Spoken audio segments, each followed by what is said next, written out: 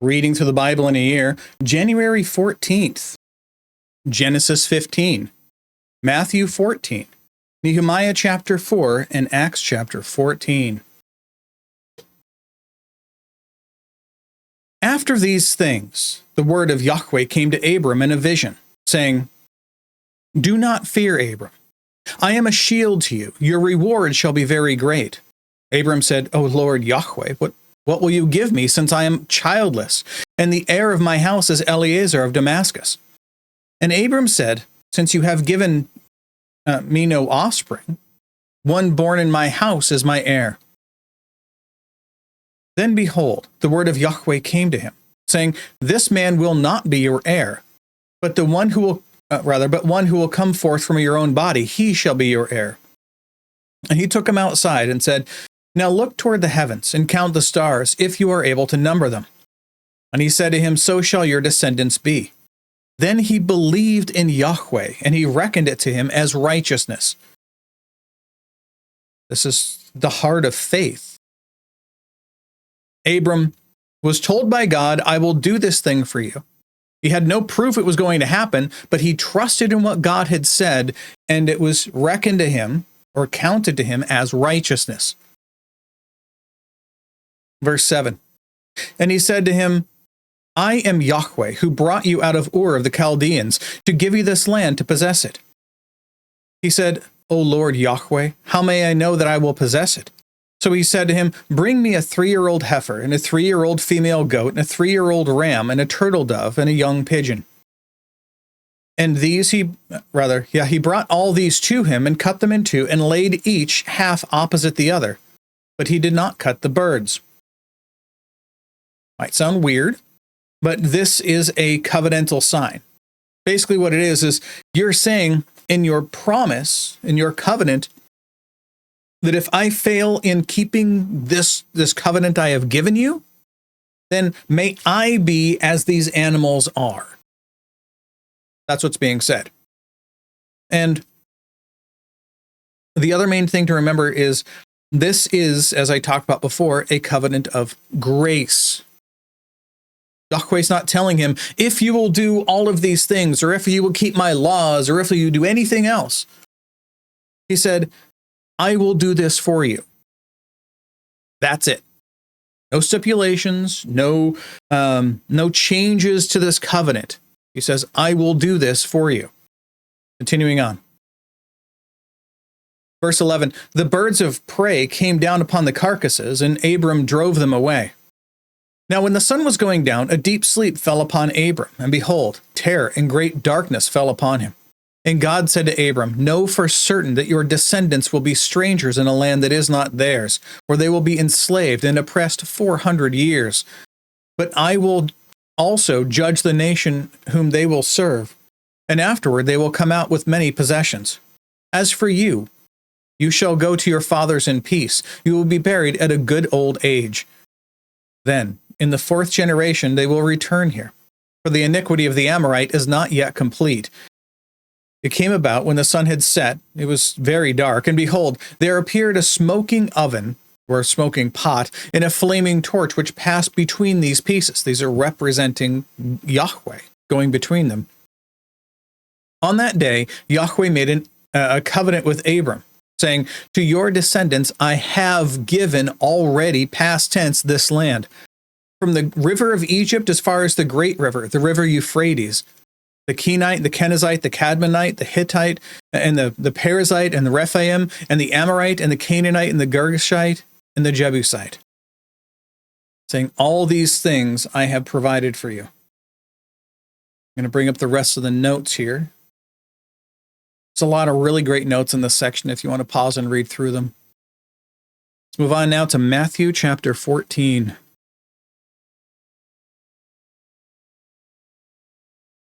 At that time, Herod the Tetrarch heard the news about Jesus and said to his servants, this is John the Baptist. He has risen from the dead, and that is why miraculous powers are at work in him.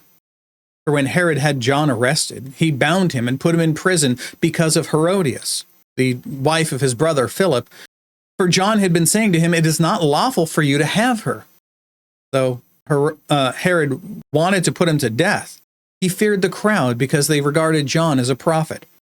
But when Herod's birthday came, the daughter of Herodias danced before them and pleased Herod, so much that he promised with an oath to give her whatever she asked. Having been prompted by her mother, she said, "Give me here on a platter the head of John the Baptist." And although he was grieved, the king commanded it to be given because of his oaths and because of his dinner guests. He sent and had John beheaded in the prison, and his head was brought on a platter and given to the girl, and she brought it to her mother. His disciples came and took away the body and buried it, and they went and reported to Jesus. Now when Jesus heard about John, he withdrew from there in a boat to a secluded place by himself, and when the people heard of this, they followed him on foot from the cities. When he went ashore, he saw a large crowd and felt compassion for them and healed their sick. And when it was evening, the disciples came to him and said, "This place is desolate, and the hour is already late." So they sent the crowds away. Send the crowds away, that they may go into the villages and buy food for themselves. But Jesus said to them, "They do not need to go away. You give them something to eat." They said to him, "We only have here 5 loaves and 2 fish." He said, "Bring them here to me."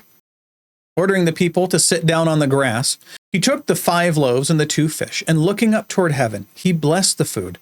And breaking the loaves, he gave them to the disciples, and the disciples gave them to the crowds. And they all ate and were satisfied. They picked up what was left over of the broken pieces, 12 full baskets. And there were about 5,000 men who ate, besides women and children. Immediately he made the disciples get into the boat and go ahead of him to the other side while he sent the crowds away. After he had sent the crowds away, he went up on the mountain by himself to pray, and when it was evening, he was there alone.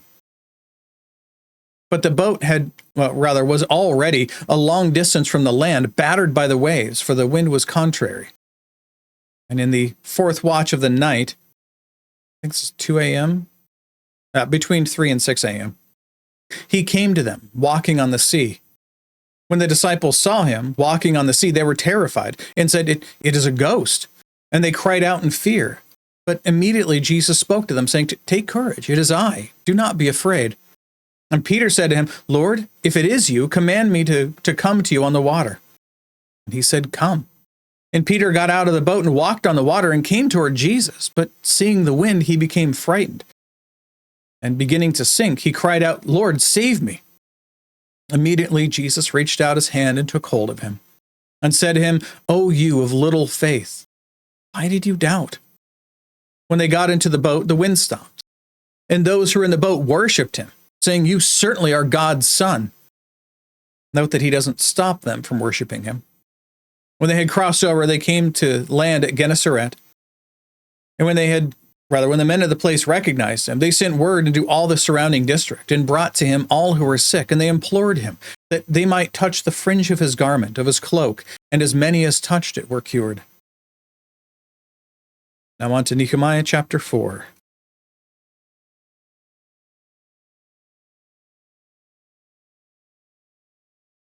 Now it came about that when Sanballat, the Horonite, heard that we were rebuilding the wall, he became furious and very angry and mocked the Jews.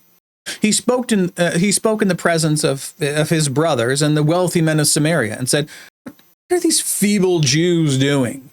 Are they going to restore it for themselves? Can they offer sacrifices? Can they finish in a day? Can they revive the stones from the dusty rubble, even the burned ones?" Now Tobiah the Ammonite was near him and said, "Even what they are building, if a fox should jump on it, he would break their stone wall down. Hear, O our God, how we are despised. Return the reproach on their own heads and give them up for plunder in a land of captivity. Do not forgive their iniquity, and let not their sin be blotted out before you, for they have demoralized the builders." So we built the wall, and the whole wall was joined together to half its height, for the people had a mind to work. Now when Sanballat, Tobiah, and the Arabs, and the Ammonites, and the Ashdodites heard that the repair of the walls of Jerusalem went on, and that breaches began to be closed, they were very angry. All of them conspired together to come and fight against Jerusalem and to cause a disturbance in it. But we prayed to our God, and because of them we set up a guard against them day and night. Thus, in Judah it was said, "The strength of the burden bearers is failing, yet there is much rubbish, and we ourselves are unable to rebuild the wall." Our enemies said, "They will not know or see until we come among them, kill them, and put a stop to their work." When the Jews who lived near them, came and told us 10 times, "They will come up against us from every place where you may turn," then I stationed men in the lowest parts of the space behind the wall, the exposed places. And I stationed people in families with swords, spears, and bows. But I saw their fear. I rose and spoke to the nobles, the officials, and the rest of the people. "Do not be afraid of them. Remember the Lord who is great and awesome, and fight for your brothers, your sons, your daughters, your wives, and your houses." When our enemies heard that it was known to us, and that God had frustrated their plan, then all of us returned to the wall, each one to his work. From that day on, half of my servants carried on the work, while half of them held the spears, the shields, the bows, and the breastplates, and the captains were behind the whole house of Judah. And those who were rebuilding the wall and those who carried burdens took their load with one hand doing the work, and the other holding a weapon. As for the builders, each wore his sword girded around his side as he built, while the trumpeters stood near me. The trumpeters are there to if somebody were to come in, they blow the trumpet and everybody comes to where the trumpet's being blown so they can defend. I said to the nobles, the officials, and the rest of the people, "The work is great and extensive, and we are separated on the wall far from one another. At whatever place you hear the sound of the trumpet, rally to us there. Our God will fight for us." So we carried on the work, with half of them holding spears, from dawn until the stars appeared. At that time also I said to the people, "Let each man with his servant spend the night within Jerusalem, so that they may be a guard for us by night and a laborer by day." So neither I, my brothers, my servants, nor the men of the guard who followed me, none of us removed our clothes. Each took his weapon, even to the water. That's all the notes to here, concluding in Acts chapter 14.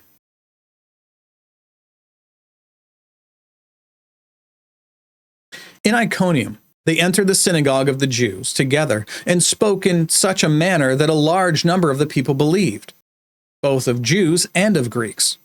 Remember, there's two classes of people within Judaism. There are those who are Jewish, typically by birth, but also those who follow the Jewish faith, though most of those proselytes are not really seen as true Jews. So, and then everybody who's not a Jew is a Gentile.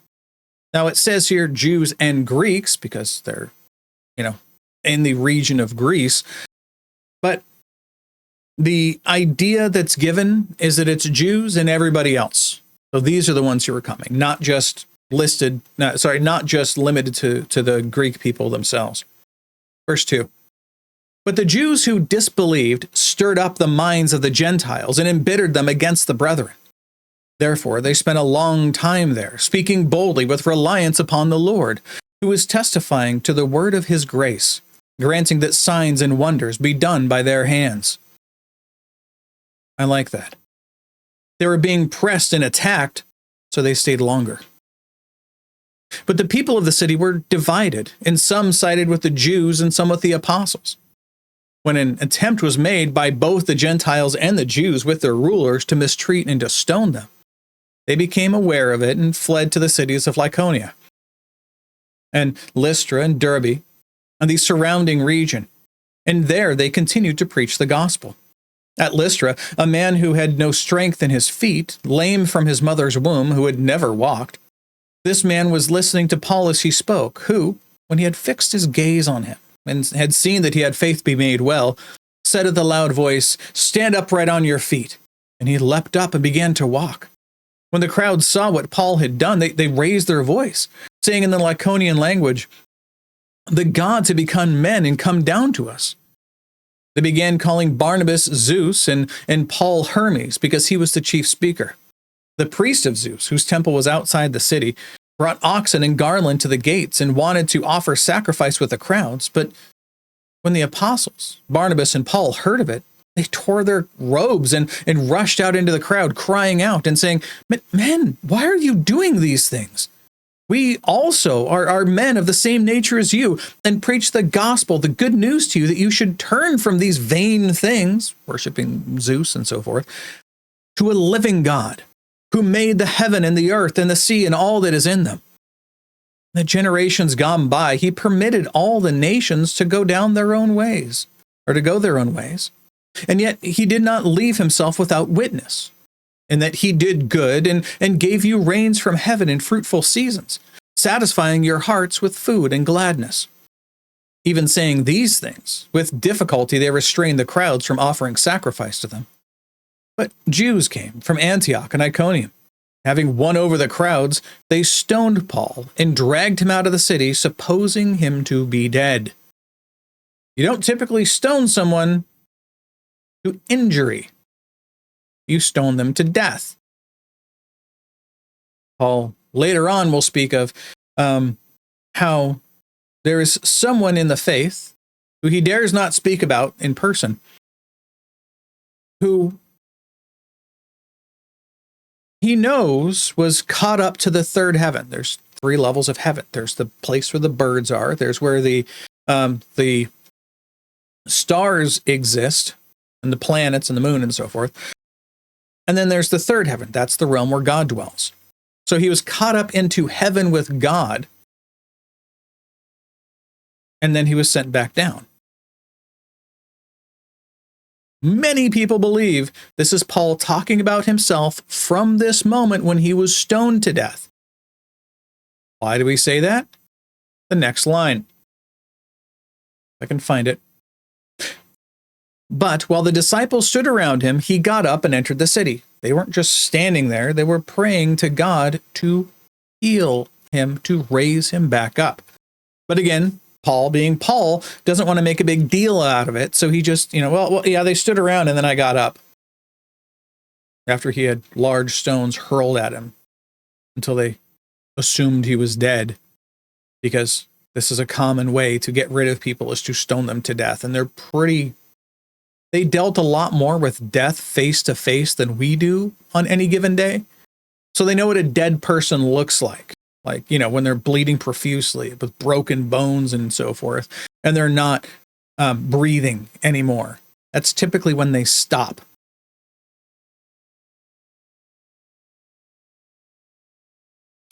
The next day, he went away with Barnabas to Derbe. And after they had preached the gospel to that city and had made many disciples, they returned to Lystra and Iconium and to Antioch, strengthening the souls of the disciples, encouraging them to continue in the faith, and saying, through many tribulations we must enter the kingdom of God. They passed through Pisidia and came to Pamphylia. And when they had spoken the word in Perga, they went down to Italia. And from there they sailed to Antioch, from which they had been commended to the grace of God for the work that they had accomplished.